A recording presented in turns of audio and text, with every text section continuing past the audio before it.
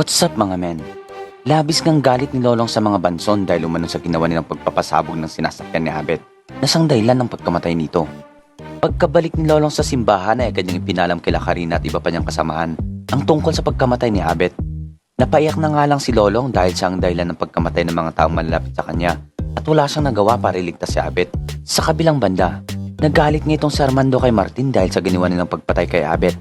Dito nga sumagot si Donna at sinabi na kung bakit hindi si Lucas ang tanungin niya.